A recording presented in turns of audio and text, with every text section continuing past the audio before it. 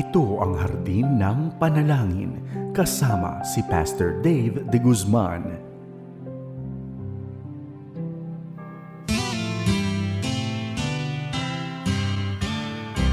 May harding mapananalanginan, doon si Jesus naghihintay. O kainan ng panalangin ang hardin, doon kay gandang manalangin. Tayong natulog sa luklukan ng Diyos sa hardin ng pananalangin. Isang pinagpalang araw ng panambahan sa iyo, kaibigan. Kamusta ka na? Naway nasa mabuti kang kalagayan, maging ang iyong pamilya. Sa araw na ito, muli ang ating pagdulog sa salita ng Diyos at bilang paghahanda na rin sa ating panambahan. At sa araw na ito ay titignan natin, kaibigan, kung ano ang paalala patungkol sa salita ng Diyos, patungkol sa sinasabi rito na pag-aalala. Yung bang worrying. Titignan natin kung ano ang aral na ating makukuha sa utos ng Panginoong Diyos na hindi tayo dapat nag-aalala. Bago natin tunghayan ang paalala sa aklat ni Mateo, tayo muna ay manalangin. Pagpalain, hanapin ang Panginoon sa hardin ng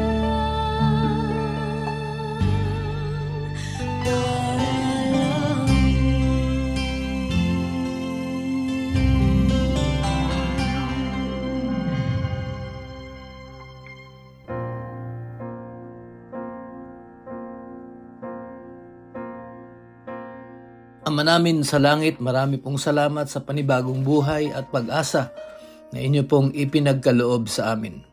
Sa araw na ito, bilang paghahanda rin sa aming pagsamba, humihiling po kami na habang kami po ay magbabasa ng inyong banal na salita, mangusap po kayo sa amin sa maraming kapamaraanan at paalalahanan mo kami, Panginoon Diyos, patungkol sa hindi magandang asal ng pag-aalala. Turuan mo kami, Panginoong Diyos, upang maalis sa aming isipan, maging sa aming damdamin ang mag-alala. At ngayon pa lamang, sa lahat po ng aming mararanasan, nag-aalay na kami ng pasasalamat sa pangalan ni Jesus. Amen.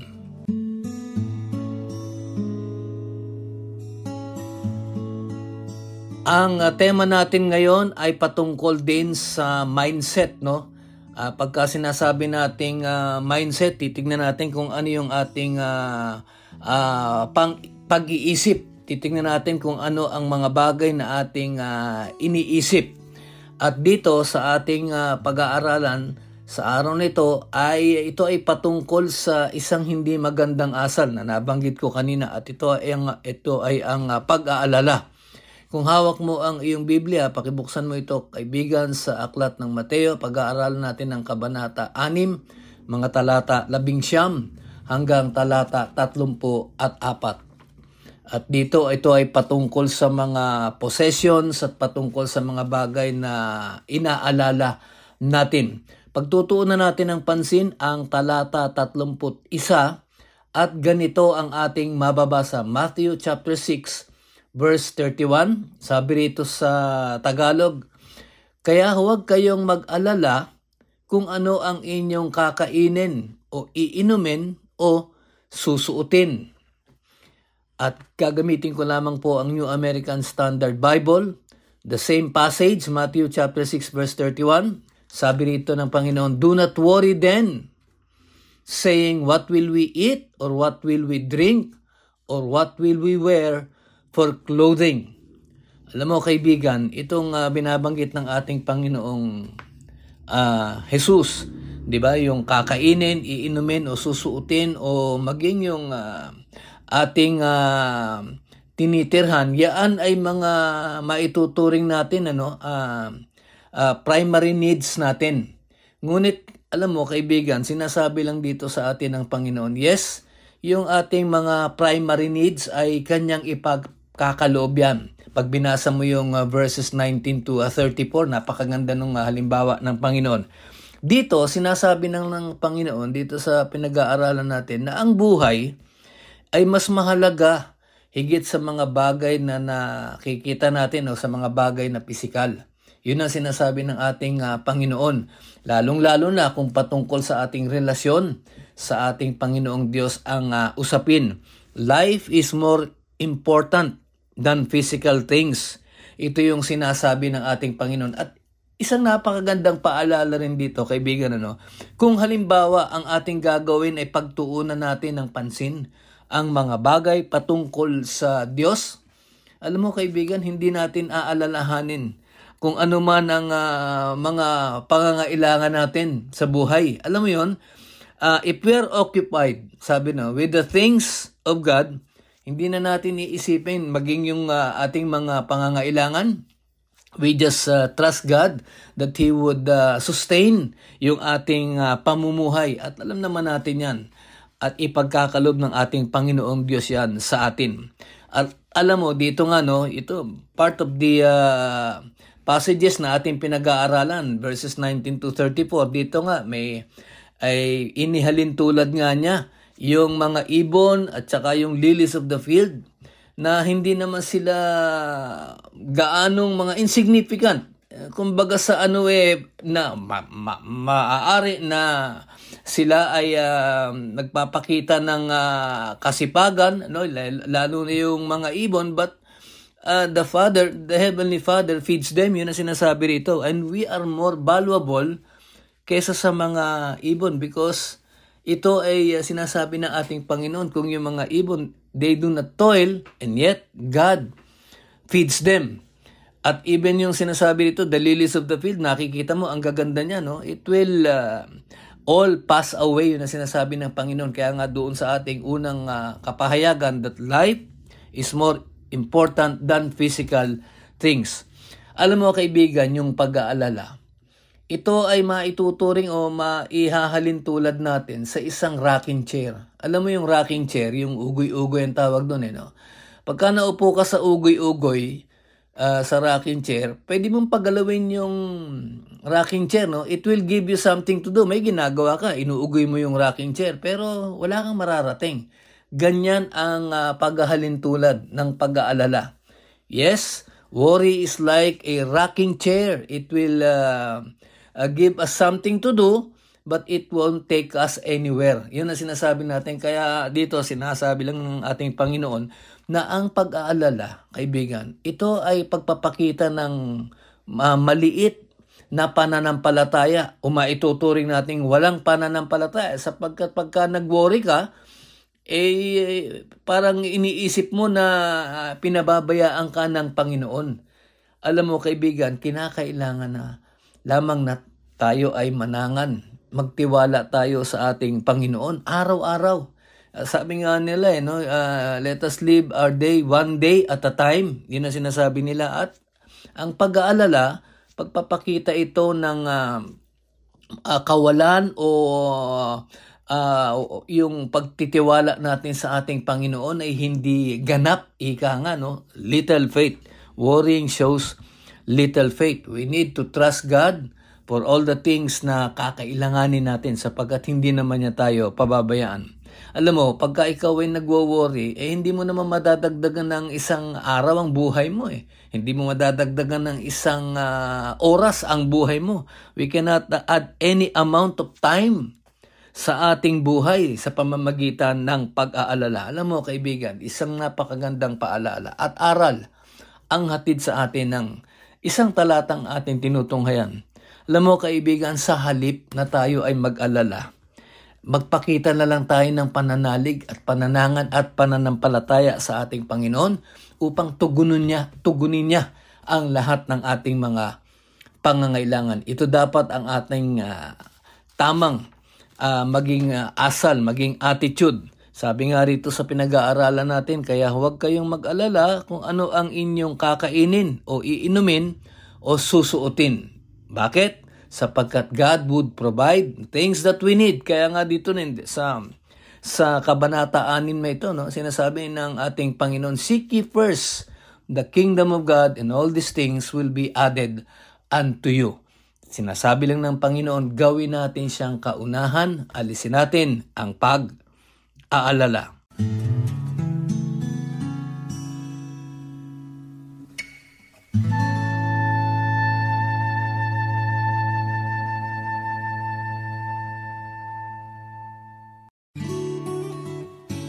Sa diwa ng pagkakaisa, ating idalangin sa Diyos ang ating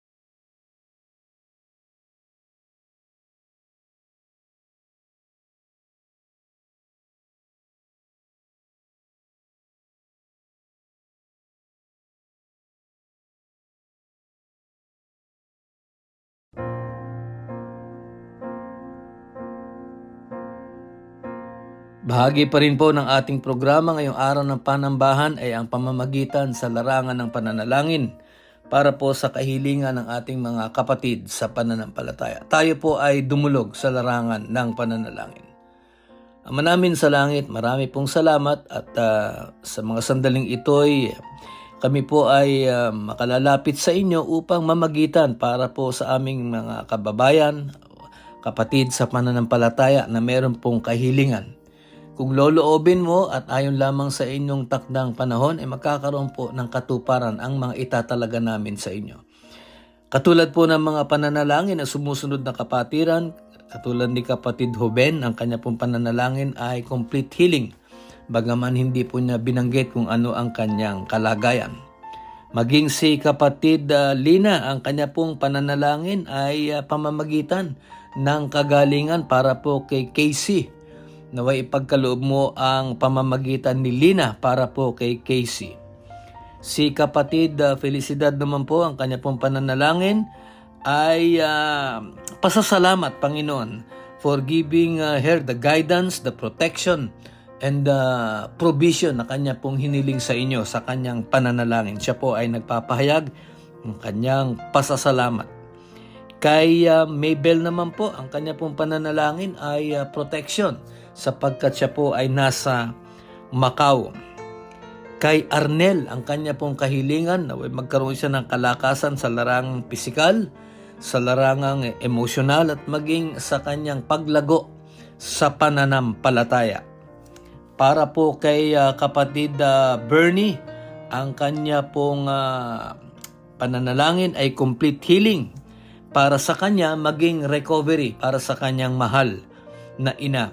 Para po kay kapatid Al, ang kanya pong pananalangin ay continuous recovery.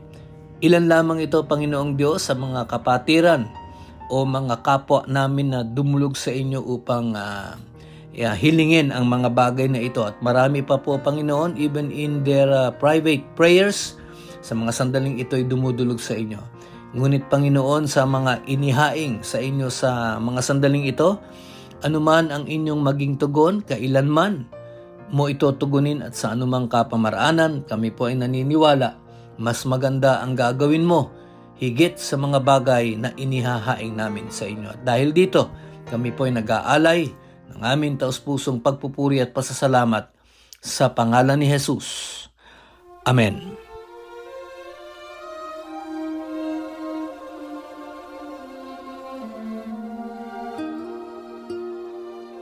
Kaibigan, sa ating pagharap sa ating Panginoon sa panambahan, naway walang hadlang upang tanggapin ng ating Panginoong Diyos ang ating papuri at pagsamba, sapagkat pagka tayo ay nag-aalala, ay pagpapakita ito tulad ng kapahayagan ng pinag-aralan natin na maliit ang ating pananampalataya o baka wala tayong pananampalataya at hindi malulugod ang ating Panginoon kung meron tayong pag-aalala, meron tayong kasalanan. Kaya kaibigan, sa araw ng panambahan, isipin natin ang ating kalagayan sa harap ng ating banal na Diyos. Humingi tayo ng tawad sa ating mga pagkukulang nang sa ganon ang ating pagsamba ay maging kaluguran sa Kanya. Dakila naming Diyos, marami pong salamat sa paalala. Sa araw po ng panambahan, isa po sa aming mga kahilingan ay gamitin mo ang inyong mga mangangaral upang maipahayag nila ng malinaw ang patungkol sa buhay na walang hanggan. Panginoon, magligtas po kayo ng kaluluwa sa araw ng panambahan. Naway tanggapin mo ang mga awitan at papuri ng inyong mga anak. Ito po ang aming panalangin sa pangalan ni Jesus. Amen. May harding mapananalang. Kaibigan, bukas ako ay muling nag-aanyaya sa iyo upang ako ay iyong samahan dito sa ating programang Hardin ng Panalangin. Maganda ang aral, maganda ang mga paalala, kaya't bukas inaanyayahan kita. Samahan mo akong muli dito sa ating programang Hardin ng Panalangin. Tandaan mo, huwag mong kalilimutan, simulan mo ang araw sa panalangin puspos. Ito'y magtatapos, pinupuri mo ang Panginoong Diyos. Ako po, si Pastor Dave de Guzman.